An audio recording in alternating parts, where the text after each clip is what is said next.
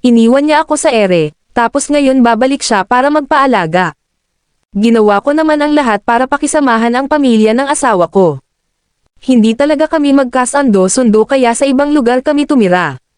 Ito ang aking kwento, noong kinasal kami ay nagdadalang tao na ako, kaya sa bahay ng nanay niya kami tumira.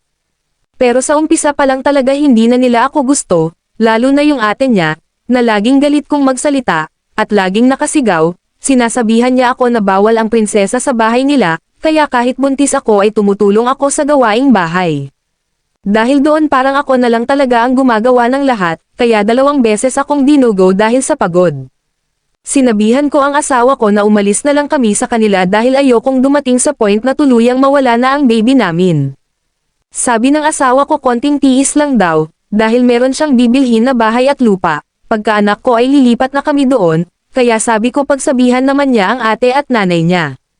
Sabi niya malaki daw ang utang na loob niya sa ate niya, dahil ate niya ang nagpaaral sa kanya, hindi na nga nakapag-asawa yun dahil sa asawa ko, naiintindihan ko naman siya sa parteng iyon, kaya nagtiis ko hanggang sa makapanganak na ako.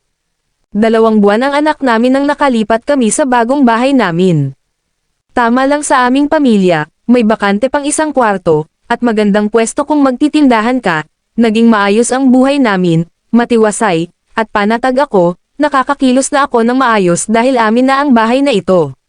Sumapit ang 1 taon ng aking anak, mga magulang ko lang ang pumunta, pero ang pamilya ng asawa ko walang pumunta, para sa akin mas okay nga iyon.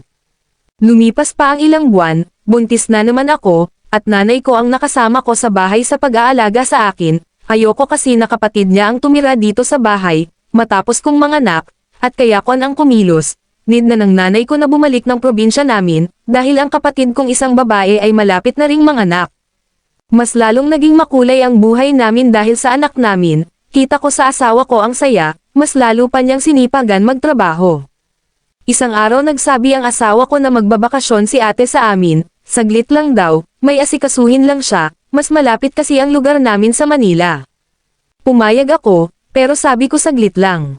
Sa tuwing nasa bahay si ate nasisira ang araw ko, na kahit hindi naman niya bahay, wala siyang ginawa kundi mandohan ako kung ano ang dapat kong gawin, tapos pag nakikita niyang makalat ang anak ko sa paglalaro, sisigawan niya ito at papaluin, kaya nag-away kami, dahil kahit minsan, hindi ko nasigawan ang anak ko at napalo.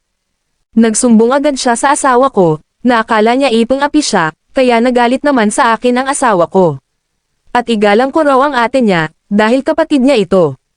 Isang araw may sinama pang isang babae dito sa bahay ang hipag ko, friend daw niya, at magstay for 3 days, nag-leave ang asawa ko ng 3 days din, may lakad pala sila, at sasamahan daw ng asawa ko, importante lang daw iyon, at nang tinatanong ko, buwang na raw akong maraming tanong, next episode.